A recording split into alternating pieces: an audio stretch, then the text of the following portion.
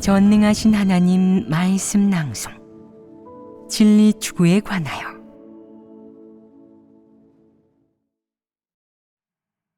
어떻게 진리를 추구해야 하는가? 14. 지난 시간에는 사람의 추구와 이상, 바람을 내려놓기에서 가정에 해당되는 내용을 교제했는데 가정 측면 중 어떤 내용을 교제했느냐? 지난 시간에 하나님께서는 가정교육에서 비롯된 말들을 교제하셨습니다. 예를 들면 세 사람이 길을 가면 반드시 나의 스승이 있다. 남들 앞에서 고귀한 사람이 되려거든 남몰래 고생해야 한다. 울타리 하나에도 말뚝 3개가 필요하듯 대장부도 세 사람의 도움이 필요하다. 여자는 자신을 좋아하는 사람을 위해 치장하고 남자는 자신을 알아주는 사람을 위해 죽는다. 딸은 귀하게 키우고 아들은 궁하게 키워야 한다. 사람은 IQ가 높을 필요는 없고 EQ만 높으면 된다. 진과 북소리에서 음을 듣듯 남의 말을 듣고 그 속뜻을 파악해라. 세상에 틀린 부모는 없다로 총 8가지입니다.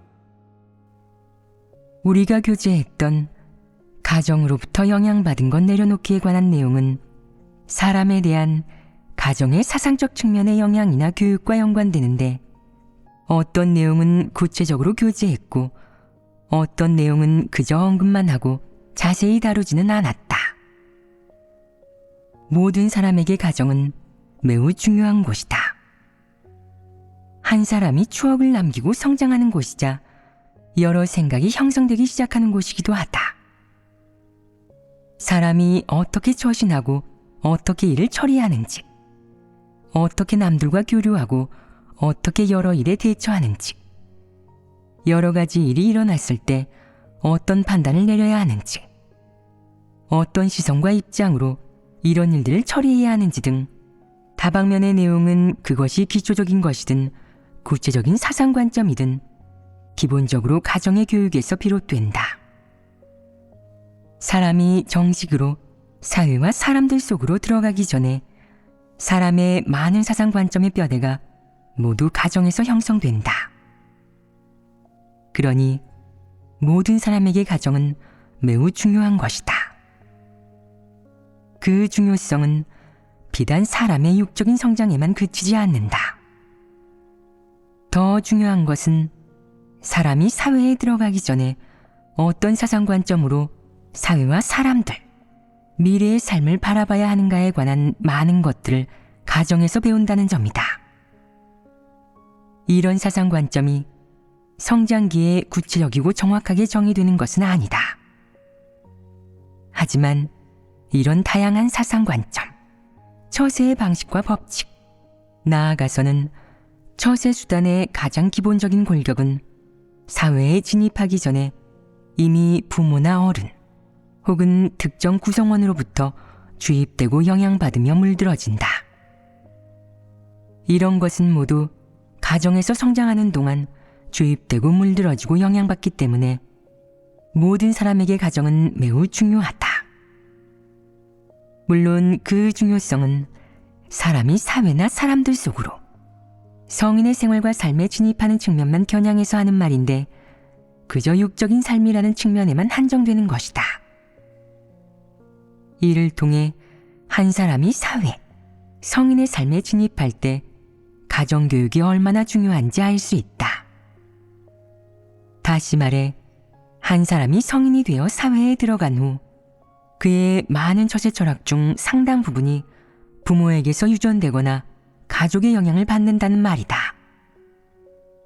이런 관점에서 보면 가정은 사회의 가장 작은 단위로서 먼저 사람의 생각, 사람의 여러 처세의 방식과 원칙, 나아가서는 한 사람의 인생관의 길잡이 역할을 한다고 볼 수 있다.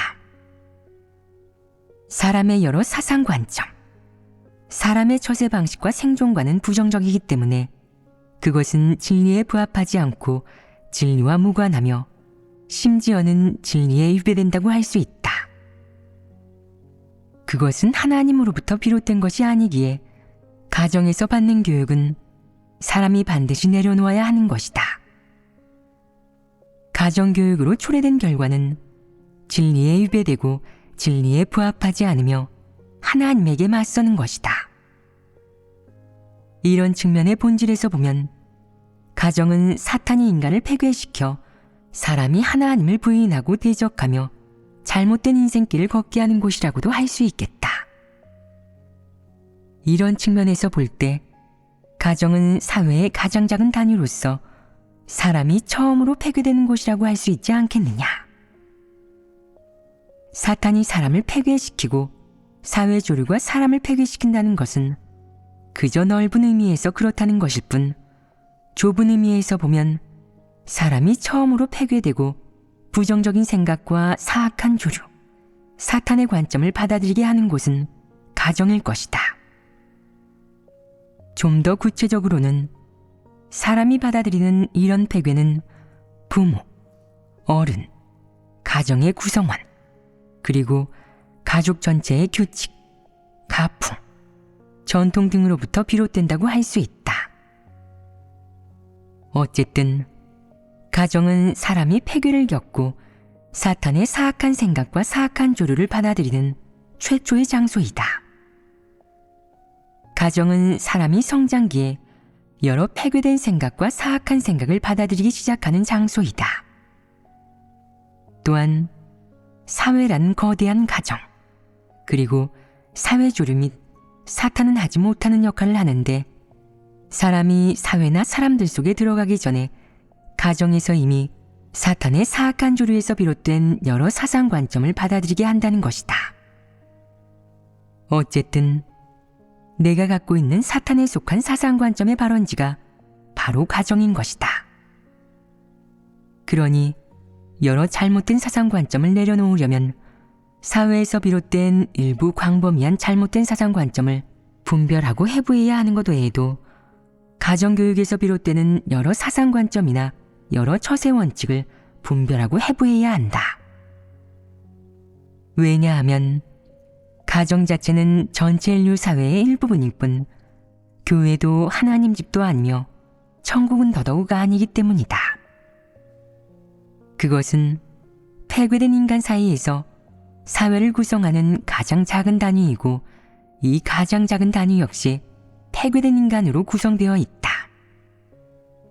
그러므로 사람이 여러 잘못된 사상 관점의 속박과 결박, 그리고 괴롭힘에서 벗어나려면 먼저 가정에서 교육받은 여러 사상 관점에 대해 어느 정도 반성하고 인식하며 해부하여 내려놓을 수 있어야 한다.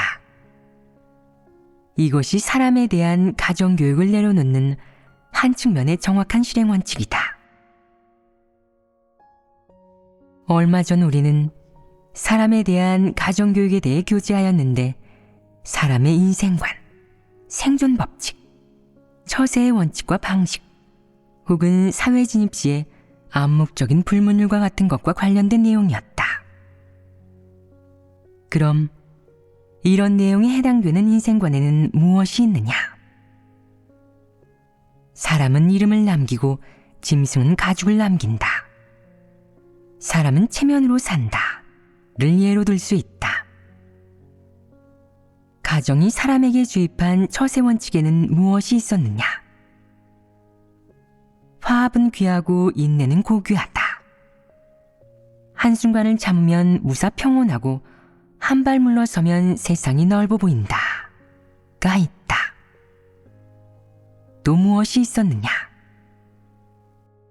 울타리 하나에도 말뚝 3개가 필요하듯 대장부도 세 사람의 도움이 필요하다와 진과 북소리에서 음을 듣듯 남의 말을 듣고 그 속뜻을 파악해라가 있었습니다. 이 역시 처세의 방식과 원칙에 해당됩니다.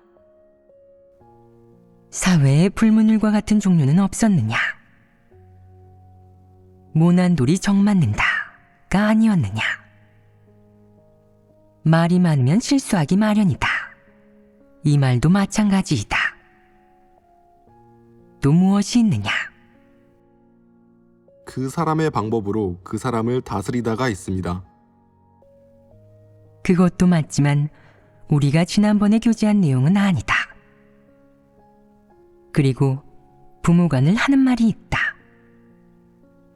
밖에서는 눈치 있게 처신해야 한다. 말을 잘할 줄 알아야 하고 눈치도 빨라야 해. 눈으론 6개를 보고 귀로는 8방의 소리를 들어야 한다는 말이야. 너무 뻣뻣하게 굴면 안 돼. 그리고 사람을 속여도 죽을 죄는 아니다. 어디서든 대세를 따를 줄 알고 다수가 저지른 범법 행위는 처벌받지 않으니 남들이 하면 너도 하고 남들이 하지 않는 일은 너도 하지 마라. 이는 모두 사회의 불문율 중 하나이다. 그리고 여자는 자신을 좋아하는 사람을 위해 치장하고 남자는 자신을 알아주는 사람을 위해 죽는다. 세상에 못생긴 여자는 없다. 단지 게으른 여자만 있을 뿐이다. 이런 말들은 어디에 속하느냐? 내게 어떻게 생활하고 어떻게 자신의 육체를 대해야 하는지 알려주는 생활범주에 속하는 말이다. 그리고 세상에 틀린 부모는 없다. 세상에서 엄마가 제일 좋아. 훌륭한 아버지 밑에 못난 자식 없다. 자식을 키우기만 하고 가르치지 않는 것은 아버지의 잘못이다. 이런 것은 모두 혈육의 가족의 정에 대한 사상관점에 속한다. 또 사람은 늘 죽은 사람이 가장 귀하다 라고 한다. 사람이 죽으면 귀해진다는 것이다. 높은 지위와 좋은 평판과 위신을 원한다면 죽어야 한다. 죽으면 귀해질 것이다. 죽은 사람이 가장 귀하다 라니 이 무슨 엉터리 논리이냐. 사람이 죽으면 아무 말도 하지 마세요. 죽은 사람이 가장 귀하니 체면을 세워줍시다 라는 게 웬 말이냐. 그 사람이 나쁜 짓을 얼마나 했든 죽으면 귀해진다는 것은 선악의 구분도 없고 처신의 원칙도 없는 것이 아니겠느냐. 세상에 틀린 부모는 없다. 이 말은 지난번에 구체적으로 교제하였다. 자식을 키우기만 하고 가르치지 않는 것은 아버지의 잘못이다. 훌륭한 아버지 밑에 못난 자식 없다 등의 말에 대해서는 교제하지 않았지만 쉽게 분별할 수 있지 않겠느냐. 자식을 키우기만 하고 가르치지 않는 것은 아버지의 잘못이다 라는 말이 옳으냐. 아버지의 교육이 아주 중요한 것처럼 들린다. 아버지가 사람을 어떤 길로 이끌 수 있느냐? 너를 바른 길로 인도할 수 있느냐? 하나님을 경배하고 진정으로 좋은 사람이 되도록 인도할 수 있느냐? 아버지는 내게 남자는 울지 않는다 라고 말한다. 하지만 아이는 아직 어려서 서러우면 울기 마련이다. 그러면 아버지는 이렇게 꾸짖는다. 뚝! 사내대장부가 울면 못 써. 그 후로 너는 울면 안 돼. 울면 못난 사람이야 라고 생각하게 된다. 눈에 눈물이 그렁그렁한데 차마 울지 못하고 밤에 이불을 뒤집어 쓰고 몰래 운다. 남자라고 정상적인 감정의 발산과 표출의 권리도 없는 것이다. 내게는 울 수 있는 권리가 없으니 서러워도 참을 수밖에 없다. 이것이 너에 대한 아버지의 교육이고 자식을 키우기만 하고 가르치지 않는 것은 아버지의 잘못이다 라는 말의 진정한 의미이다. 부모가 이렇게 교육하고 위 세대도 이렇게 교육했다. 사내 자식이 툭하면 울고 서럽다고 울고 밖에서 맞았다고 울다니 못난 놈. 그 애가 때리는데 넌 때릴 줄 몰라? 걔가 때리면 다음부터 걔랑 놀지 말고 이길 수 있을 것 같으면 때리고 이길 수 없을 것 같으면 도망가. 치욕을 당해도 울지 않은 한신 좀 봐라. 그게 사내지. 이것이 아버지가 아들을 교육하는 방식이고 아들에게 주입하는 사내의 개념이다. 남자는 어려움이 있어도 말해서는 안 되고 눈물이 나와도 흘려서는 안 된다. 그저 꾹 참기만 해야 되니 남자가 얼마나 서름이 크겠느냐. 이런 사회에서 남자는 가족을 부양하고 부모에게 효도도 해야 한다. 아무리 힘들어도 군소리를 할 수 없고 아무리 억울해도 표출할 수 없다. 이는 남자에게 너무 불공평한 것 아니냐. 너희 아버지가 너희를 이렇게 가르친다면 기분이 어떻겠느냐. 어쩌다 울려고 하면 내 아버지가 뭐라고 하겠느냐. 나는 말이다, 한평생 똑똑하고 승부욕이 강했어. 어쩌다 너 같은 못난 놈을 낳았을까? 내가 너만 했을 때는 혼자 가족을 먹여 살렸어. 너같이 오냐오냐 자란 놈은 글러먹었다. 기분이 어떻겠느냐. 부모도 부모지만 할아버지 할머니마저 널 이렇게 가르친다. 사내는 집안의 기둥이란다. 집에서 널 키우고 대학에 보내는 이유가 뭐겠니? 이 집을 떠받치라는 거야. 툭하면 울고 칭얼대라는 게 아니야. 아버지나 어른이 이렇게 말하면 기분이 어떻겠느냐. 서럽겠느냐 아니면 자연스럽게 받아들이겠느냐. 답답하고 서러울 것입니다. 어쩔 수 없이 받아들이겠느냐 아니면 속으로 원망하겠느냐. 원망스럽겠지만 어쩔 수 없이 받아들여야 합니다. 어째서 그러겠느냐. 이런 환경이나 사회적 제도 속에서는 별 수 없는 것 같습니다. 이 사회가 남성의 지위를 그렇게 정해놓았다. 이런 사회 환경에서 태어나면 누구도 별 수 없는 것이다. 너에 대한 아버지나 어른의 가르침도 이런 사회에서 비롯된다. 그들은 이런 사상 교육을 받고 나서 사회에서 비롯된 그 사상을 또다시 내게 주입한다. 처음에는 그들도 미성년인 시기에 이런 사상 관점을 받아들일 때 내키지 않아 한 것도 사실이다. 그런데 성년이 되고 나서 다시 이 측면의 사상을 다음 세대에 전수한다.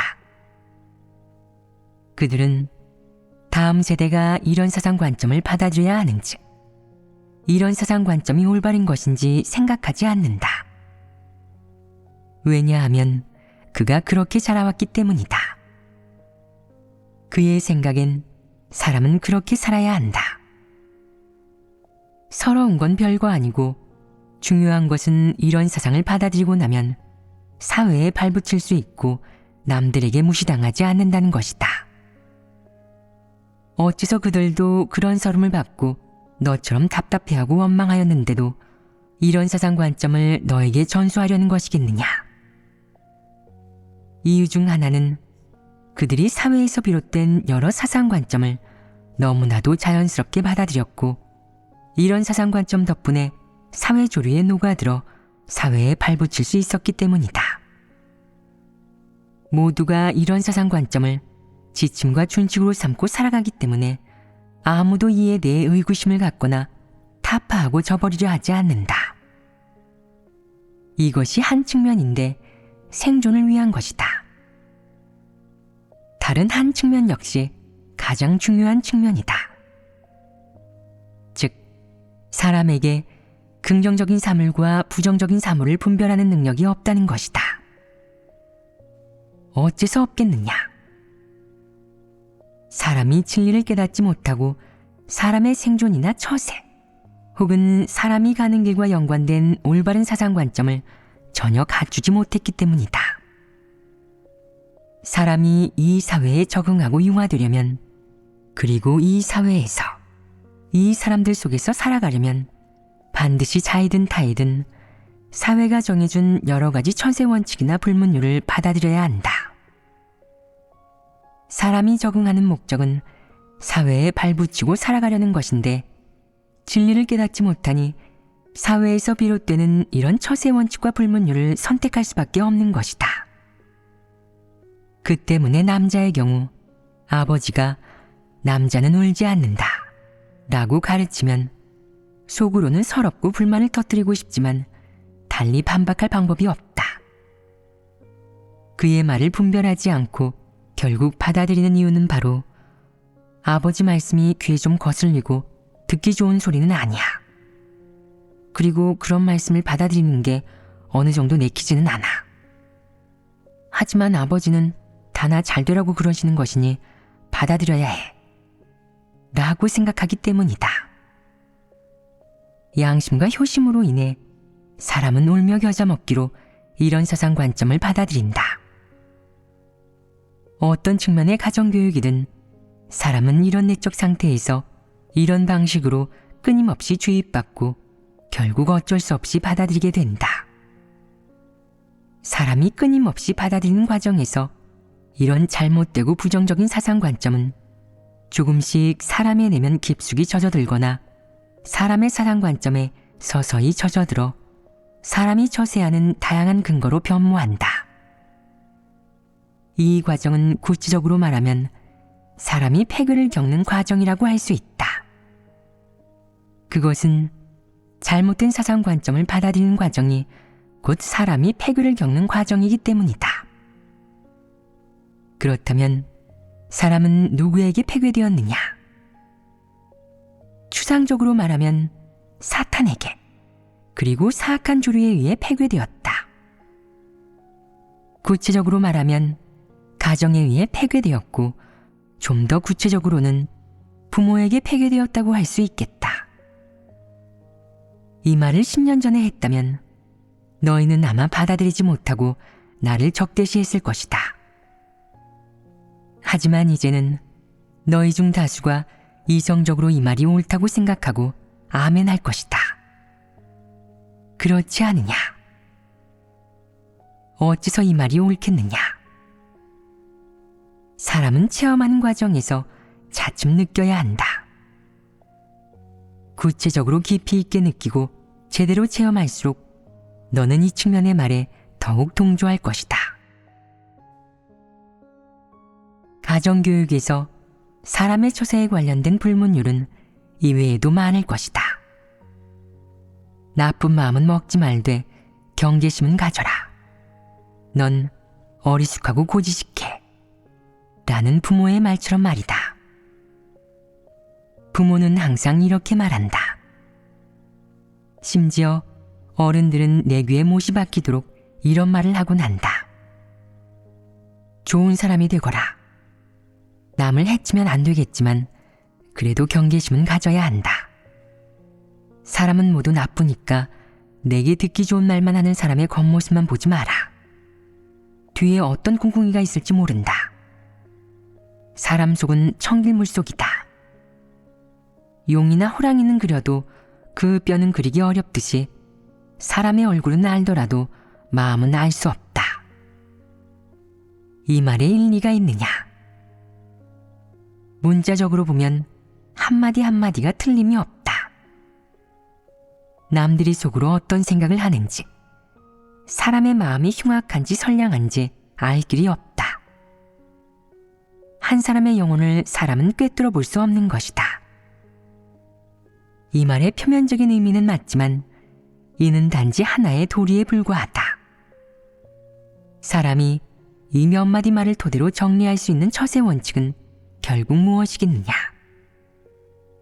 바로 나쁜 마음은 먹지 말되 경계심은 가져라 라는 노인의 말이다. 노인이나 가장은 항상 이런 말로 너를 일깨운다. 눈치를 키우고 순진하게 속 얘기를 그대로 말하지 마라.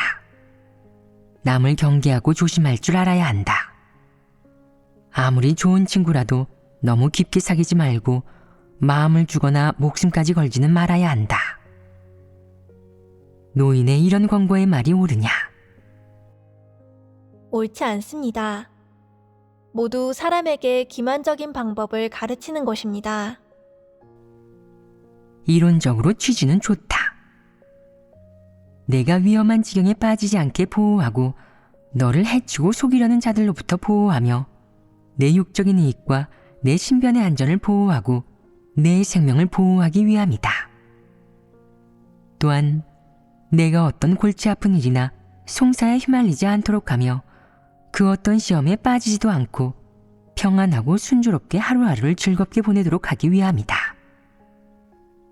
가장과 노인의 취지는 그저 너를 지켜주기 위해서일 뿐이지만 너를 지켜주는 방식, 내게 일깨워진 원칙, 그리고 내게 주입한 이런 사상은 결코 올바른 것이 아니다. 그들의 취지는 옳지만 내게 주입한 이런 사상은 은연중 너를 극단적인 방향으로 이끈다. 그들이 주입한 이런 사상은 사람이 처세하는 원칙과 근거이다. 내가 친구, 동료와 교류할 때나 업무 파트너, 상사와 교류할 때, 사회의 다양한 계층의 다양한 부류의 사람들과 교류할 때 부모가 주입한 너를 지켜주는 이런 사상은 은연중 대인관계를 처리할 때 너의 가장 기본적인 부적이나 원칙이 된다. 어떤 원칙이겠느냐? 그것은 바로 너를 해치지는 않겠지만 내가 나를 속이거나 공경에 빠뜨릴 수 있고 내가 골치 아픈 일이나 송사에 휘말리기라도 하면 가세가 기울어 패가 망신하거나 징역을 살 수 있으니 매사에 너를 견제해야 한다는 것이다. 내가 이런 사상 관점에 지배되어 이런 태도로 처세하며 사람들 속에서 살아가면 너는 더욱 답답해지고 피곤하여 몸과 마음이 지칠 수밖에 없을 것이다. 그러고 나면 이 세상과 이 인류에 대해 더 큰 거부감과 반감을 갖게 되고 더욱 혐오하게 될 것이다.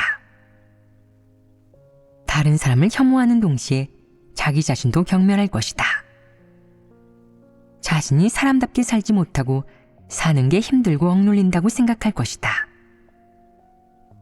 다른 사람에게 해코지당하지 않게 매사에 다른 사람을 경계하면서 내키지 않는 일을 하고 마음에도 없는 말을 해야 한다. 자신의 이익과 신변의 안전을 지키기 위해 항상 가면을 쓰고 자신을 위장해야 하는 것이다. 절대 진심을 이야기하지 못한다. 이런 상황에서, 이런 삶의 현실 속에서 내 속마음은 답답하고 자유롭지 못할 것이다. 내게는 항상 내게 아무런 해가 되지 않고 영원히 내 이익을 침해하지 않는 사람이 필요하다. 그 사람에게 내 속얘기나 마음속의 불평을 털어놓아도 내가 아무런 책임을 질 필요도 없고 비난이나 비방, 조롱을 받을 일도 없으며 아무런 뒷감당을 할 필요가 없는 그런 사람 말이다. 나쁜 마음은 먹지 말되 경계심은 가져라. 라는 사상 관점을 처세 원칙으로 삼은 상황에서 내 마음은 두렵고 불안할 것이며 물론 억압받고 답답할 것이다. 너는 너를 위로해주고 내 하소연을 들어줄 대상이 필요하다. 그러니 이런 측면에서 보면 부모가 내게 말한 나쁜 마음은 먹지 말되 경계심은 가져라 라는 처세 원칙은 너를 지켜줄 수는 있지만 좌우의 날선 검과도 같다. 내 육적인 이익과 신변의 안전을 어느 정도 지켜주지만 이와 동시에 너를 억눌리고 고통스럽고 답답하게 만든다. 심지어는 내가 이 세상과 인류를 더욱 혐오하게 만들고 자기가 이런 사악한 시대에 이런 사악한 인간들 속에 태어난 것으로 인해 마음속 깊이 혐오하게 만든다. 너는 사람이 왜 살아야 하는지, 왜 이렇게 사는 게 힘든지, 왜 가면을 쓰고 살아가야 하는지, 왜 항상 자기를 위장해야 하는지, 왜 자신의 이익을 위해 항상 남을 경계해야 하는지 알지 못한다. 자신의 진심을 솔직하게 말하고 싶어도 말하지 못하는데 그 이유는 말하고 나면 그 대가가 따르기 때문이다. 자기도 남몰래 더럽고 부끄러운 일을 하며 어둠 속에 살아가는 비열한 사람이 아닌 떳떳하게 말하고 행동하는 진정한 사람이 되고 싶지만 그러지 못한다. 어째서 떳떳한 사람이 될 수 없느냐? 자기가 했던 일을 돌이켜보면 속으로 조금씩 거리낌을 느낀다. 이런 사악한 조류와 사악한 세계를 증오하고 혐오하면서 자기 자신 역시 극도로 혐오하게 된다. 이렇게 살고 있는 자신이 혐오스럽지만 사람으로서 어쩔 수 없다. 비록 부모가 말과 행동으로 내게 부적을 알려주었지만 너는 여전히 삶에서 행복감과 안정감을 느끼지 못한다. 내게 행복감과 안정감, 인격과 존엄이 없다고 생각될 때 한편으로 너는 부모가 내게 이런 부적을 준 것에 대해 감사하면서도 이와 동시에 이런 족쇄를 준 부모를 혐오하게 된다. 부모가 자기에게 왜 이렇게 처신하라고 알려주었는지, 왜 이렇게 처신해야만 사회에 발붙이고 사람들 속에 융화되며 자신을 지킬 수 있는지 이해되지 않는다. 비록 그것은 부적이지만 동시에 족쇄이기도 해서 내 마음속에 애증의 감정을 불러일으킨다. 하지만 어쩌겠느냐. 내겐 올바른 인생의 길이 없고 아무도 내가 어떻게 살아야 하는지, 직면에 있는 일은 어떻게 처리해야 하는지 알려주지 않는다. 이렇게 하는 것이 옳은지 옳지 않은지, 앞으로의 길을 어떻게 가야 할지 알려주는 사람도 없다. 넌 그저 헤매고 방황하면서 고통과 불안 속에 살아가는 수밖에 없다. 이것이 부모와 가정이 내게 처세 철학을 주입한 결과이다.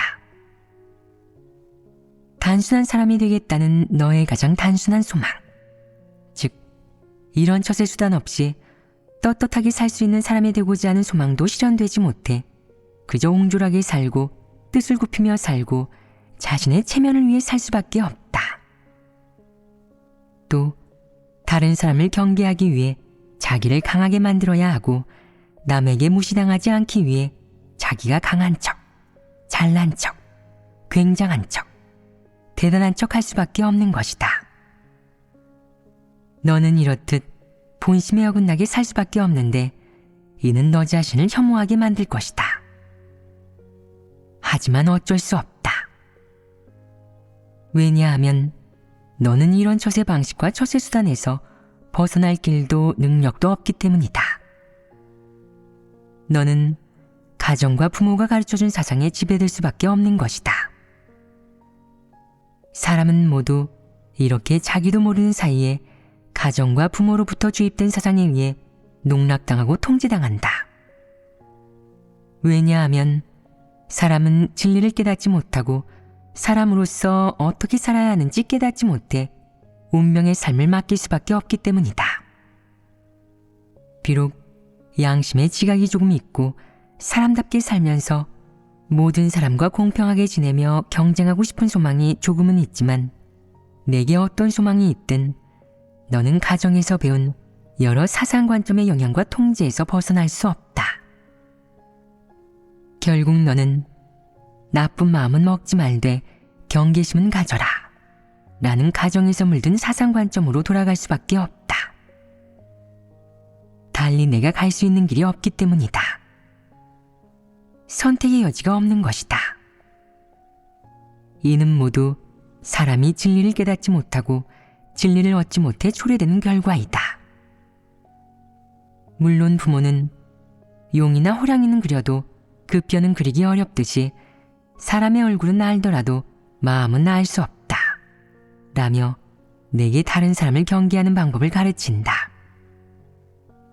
내게 남을 경계하라고 하는 근본적인 이유는 사람은 교활해서 자칫 꿰뚫어 보지 못하면 속아 넘어가기 십상이기 때문이다.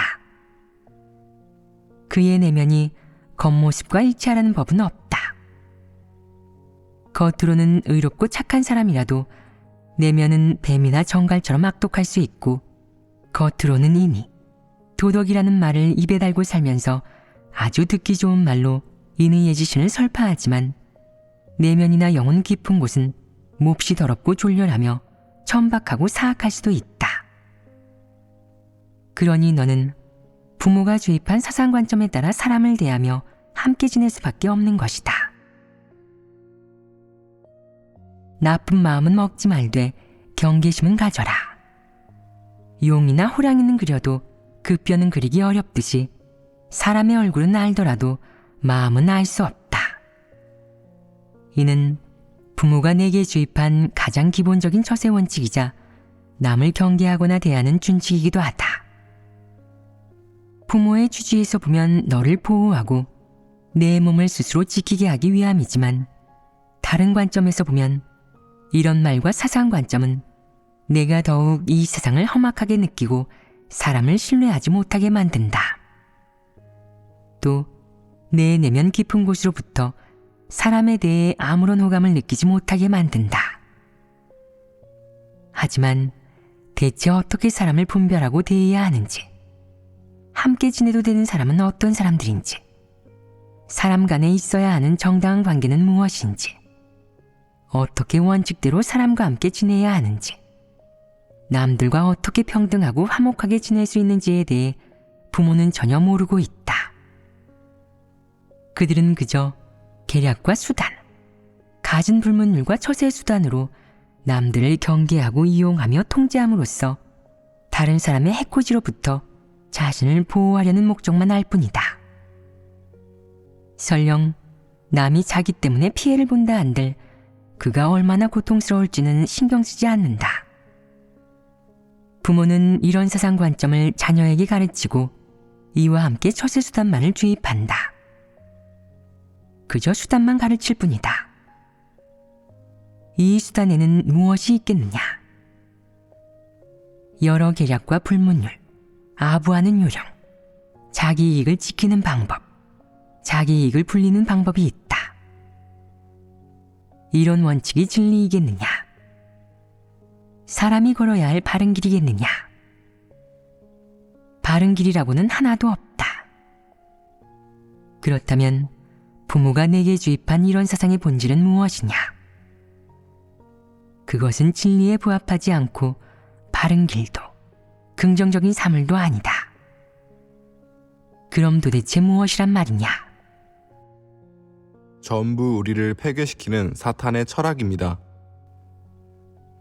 결과적으로 그것은 사람을 폐괴시킨다. 그렇다면 이런 사상의 본질이 무엇이냐? 나쁜 마음은 먹지 말되 경계심은 가져라 와 같은 말은 사람과 함께 지낼 때의 올바른 원칙이겠느냐? 아닙니다. 모두 부정적인 것이고 사탄에게서 비롯된 것입니다. 부정적인 것이고 사탄에게서 비롯된 것이라면 그것의 본질과 성질은 무엇이겠느냐? 계략이 아니겠느냐? 수단이 아니겠느냐? 심리공격술이 아니겠느냐? 진리에 진입하는 실행 원칙도 아니고 하나님이 사람에게 가르쳐준 긍정적인 처신의 원칙과 방향도 아니다. 그것은 하나의 처세 수단이고 계략이다. 그리고 용이나 호랑이는 그려도 그 뼈는 그리기 어렵듯이 사람의 얼굴은 알더라도 마음은 알 수 없다 와 같은 말의 성질도 마찬가지가 아니겠느냐? 이런 말들은 내가 영악해야 한다고 가르치는 것이 아니겠느냐?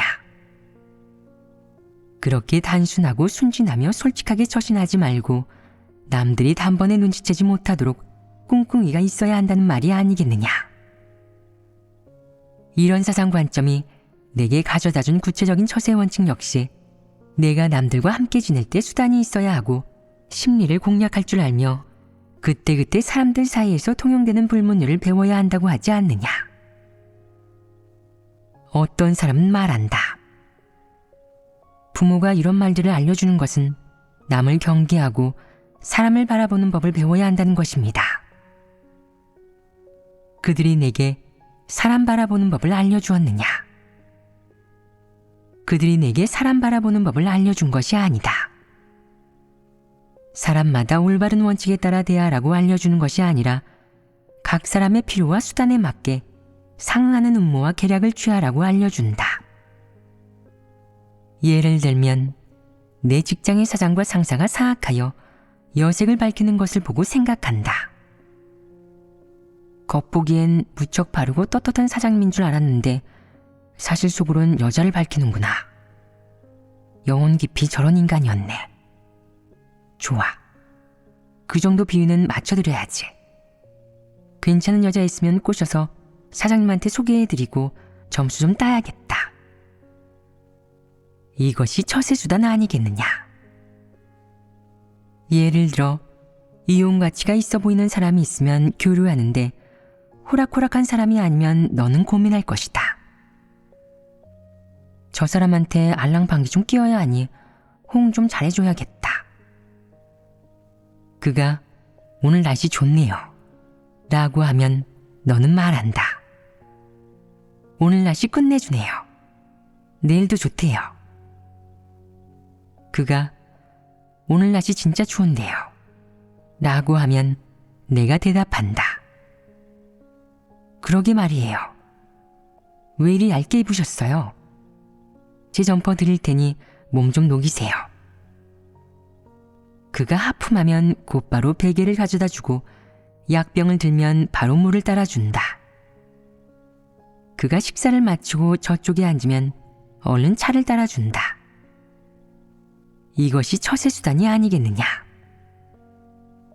이를 처세수단이라고 하는 것이다. 그럼 어째서 이런 처세수단이 생기겠느냐? 어째서 그에게 아부하려 하느냐? 그가 만약 내게 도움이나 유익이 되지 않는다면 그를 이렇게 대하겠느냐? 안 그럴 것이다. 흔히 말하는 이익이 없으면 움직이지 않는다 라는 말이 바로 이 뜻이다. 물주전자를 들고 채소밭에 가는 것과 같은데 쓸만한 채소에만 물을 주는 것이다.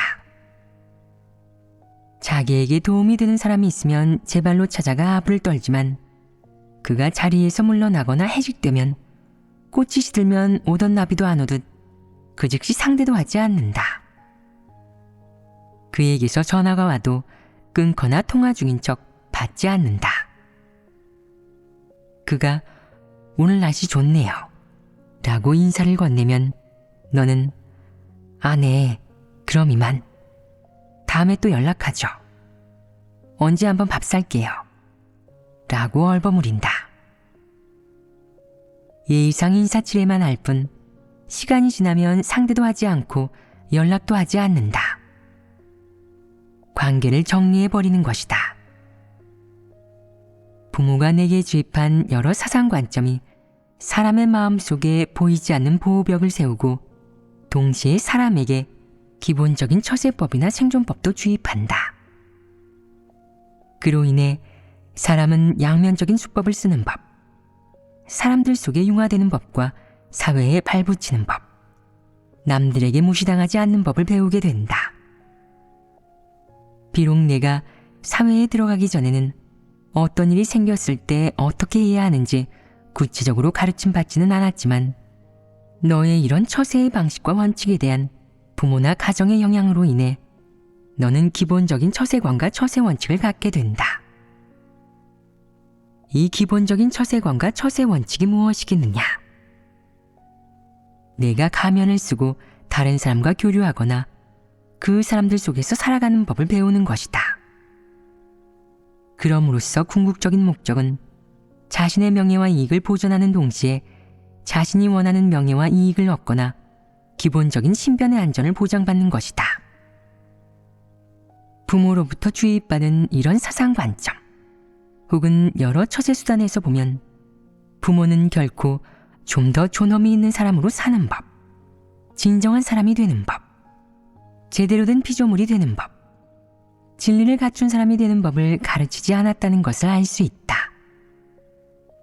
오히려 반대로 그들은 내게 사람을 속이고 경계하는 방법, 남들과 함께 지낼 때 수단을 활용하는 방법을 가르치고 사람의 마음이 어떤지, 인간은 어떤지를 알려줬다. 부모의 이런 사상관점의 영향 아래 내 마음은 끊임없이 음흉해지고 사람에 대한 호감도 사라진다. 아직 아무런 처세수단이 없던 내 어린 마음에 인간에 대한 정의와 처세 원칙의 기본적인 뼈대가 생기게 된다. 그러므로 부모가 내 처세에 있어 어떤 역할을 하겠느냐? 그들은 너를 잘못된 길로 인도하는데 절대적인 역할을 한다. 그들은 너를 바른 길로 가게 하지 않았으며 올바른 인생의 길을 걷도록 적극적이고 긍정적으로 인도하지 않았을 뿐더러 오히려 너를 잘못된 길로 이끌었다.